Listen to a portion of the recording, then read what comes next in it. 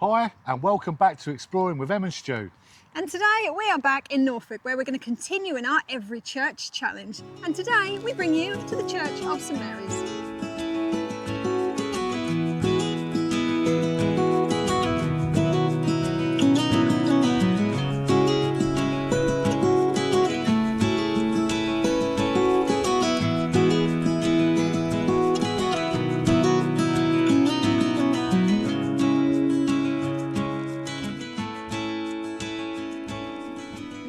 So yet again, we bring you to another ruined church in the middle of nowhere.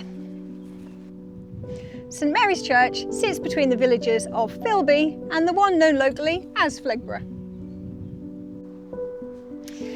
It sits in the parish of St Mary's, which was actually combined with the parish of St Margaret's around 500 years ago. Now this name probably doesn't mean an awful lot to a lot of people around here, because today it's actually known more commonly, like I said, as Fleggburgh. But if you search Fleggburgh on Google Maps, this particular area doesn't actually appear to be within its boundaries. So, where on earth are we? So, let's see if Stu can help us answer that question before we take you for a little tour of the lovely ruins of St Mary's. And here comes Emma from doing a fabulous presentation of the area that we're in and obviously the church. But what area are we in?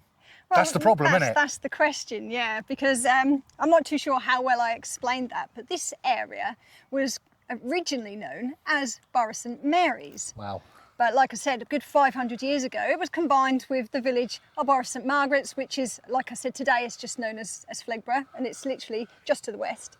But when we have a look on Google Maps to figure out what this area is known now, it's not actually within the boundaries of Fleggburgh. No, not at all, nothing. No. Yeah. So it's quite complicated. I mean, we're not too far away from Philby as well. Yeah. And we've got Ormsby not too far away as well. So it seems to be like a little pocket of no man's land, yes, almost. But I'd be quite interested to know, maybe somebody out there actually knows officially where this church actually is. Yeah. But I think we'll continue to call it Burgh St Mary's because that's originally what it was known as. I'm going to call it the jigsaw because this is like a jigsaw that we're trying to piece together over the last 2 weeks because it's quite confusing, isn't it? It is a little bit, yeah. But what we are going to do, Emma's probably going to take you around and I'm probably going to be behind filming her.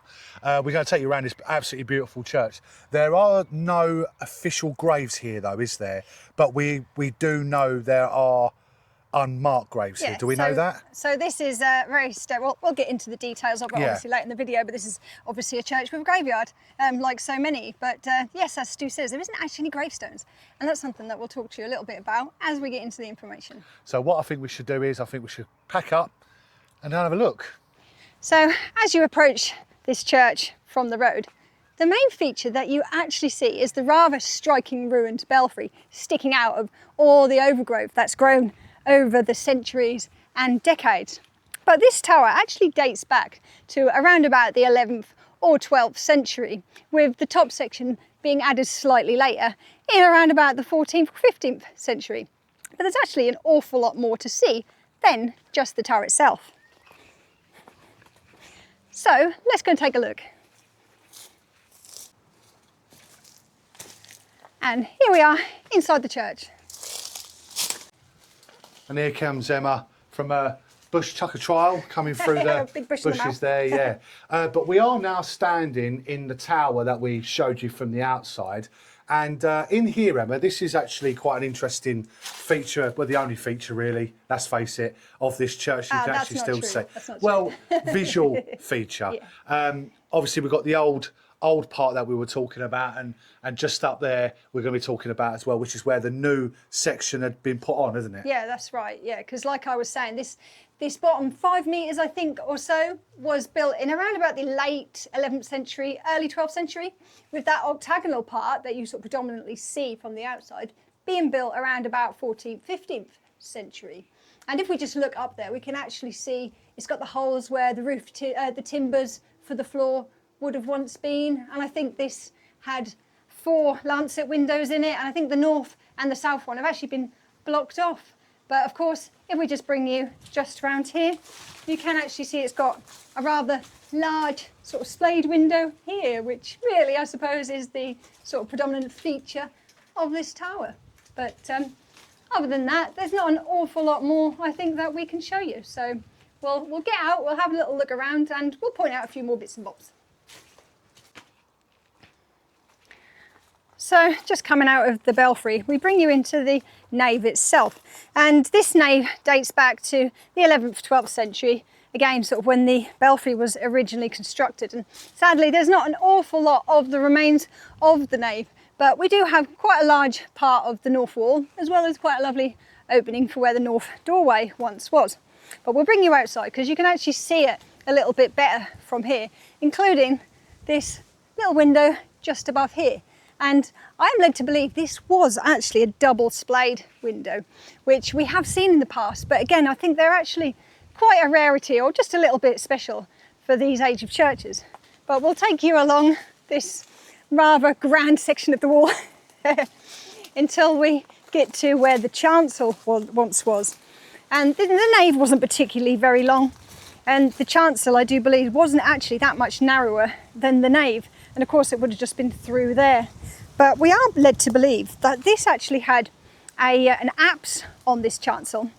And that's actually something that, again, you don't very often come across. Now, I think it would have been quite a rarity if it had still been complete. But sadly, of course, a lot of these stones has been sort of robbed away and lost over the centuries. But there's not an awful lot more I can show you from this section. So I think we're going to get round the other side and take a little look at what we can show you. There you go, and Emma's just coming out of the nave. Splendid little doorway that she pointed out a little while ago. But obviously, there's not loads of information, not loads and loads, is there? It's quite, because it's such an old church, but it's a mix of information. There is, in fact, more information about this church than there is remains, though. That's the problem. Oh, right, yeah, that's true. Yeah, that's very true. But we've actually got quite a nice angle just from out here of the belfry, which I think is probably the best angle for your photographs, because you can see the belfry as well as part of that north wall of the nave. So, and again, you can't see any of this section from the road. So, no. You know, unless you were curious enough to cross over the field, which is actually a public footpath. Yes, it is. You wouldn't really know that there was anything here other than just that tower itself. Right. But this church, I mean, it's been abandoned or disused for a good 500 years now. Yeah.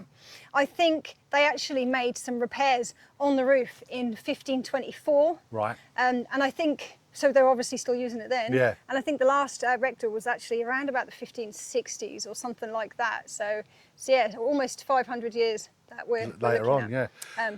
But there is a little bit more information. I mean, at the moment, we'll keep the camera on, because where we're standing now, obviously, we know that this is the north wall, and obviously this wouldn't have been the main entrance. I wouldn't have thought this was the main entrance, was it? I should imagine that the south entrance, like most churches, was that again, side. it's all robbed off and, Absolutely. and falling down. But where we are standing now, and amongst of all these trees in the thicket, it's what we were talking about this earlier. is where the supposedly graveyards, not gravestones. Well, it would have been the churchyard. It would have been the of churchyard. course. Now, one thing that we all know, or actually you probably don't, but it's one thing that we have discovered whilst doing all these churches, that gravestones are actually a recent thing more than they are a medieval thing. They didn't actually mark the graves, did they? No.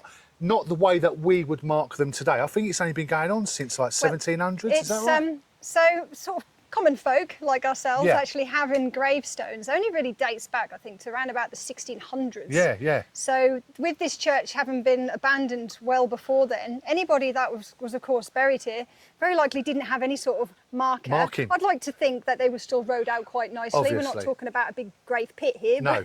But no, there wouldn't have been anybody. And I don't think anybody, of course, has been buried here, possibly since the church wasn't used. I guess any residents that did live just around this area, just not very many, would have been put, of course, in St Margaret's in Fleggburgh itself. In Fleggburgh, that's it. But obviously, this is where we are. This is what the story, we're trying to tell you a story at the same time, aren't we, of some of this history. But we've got a few more things to point out, and then we'll start coming towards the end of the video. So stay tuned for the rest of it. So we'll see you in a minute. Yeah. So the last recorded rector of the church was actually in 1554, when, of course, the parish of St Mary's became combined with the parish of St Margaret's just over there, having, of course, shrunken over the centuries. And I believe it was affected by the dissolution. I believe also that the plague around here was actually quite prominent, and I guess there just wasn't really very many parishioners anymore for them to be able to maintain this church. And by 1602, the church is being described as being decaying, and it was actually used as a barn. And here comes Emma out of the hole, out of the jungle, as we and the put it. nettles and everything, thank goodness. But I just noticed, you mentioned this was used as a barn? Apparently so, An actual yeah. barn, okay. Throughout the 1600s, as I said, it was in ruins almost, but a local farmer just decided to use it as a barn. Why not? I guess why not? But also, quite interestingly, supposedly, maybe a bit of folklore, but because this was so isolated and obviously abandoned around the 1600s, they actually used it to isolate plague victims, apparently. Well, like a quarantine area. Yeah, that's what I've read anyway, and whether or not there's any facts in there. And even more, slightly more gruesome, they then used the tower to store the bodies, just again to keep them out of the way until they could, I suppose, find somewhere to bury them. Again, that's possibly a little bit of a myth or folklore, but quite an interesting little story to sort of have. And why not? I mean, they would have used isolated places like this. Of course they would have for that purpose. I guess they'd have been desperate. That's it. So many thousands of people dying around here. Exactly. But we are at the end of our video now. Yeah. If you have liked the video, please like and subscribe. It helps us build our channel to build more content for you guys. It's, you know, we're enjoying it. It's the summer. Yeah, it's lovely day today. And of course, if you'd like to see a little bit more of us, we also have our lovely Patreons that help support us every month to bring you content from these places. And you know, every penny is spent on this. That's it. And we've got information about that in the description below if you'd like to join them and help us out with that. But anyway, here from the rather lovely ruined, but small ruined church anyway, of St Mary's here. Well, who knows where we are, you know. We'll call it Burgh St Mary's. Yeah, who knows. Okay. Thanks for watching as always, and we'll see you on the next one. Bye-bye. Bye for now.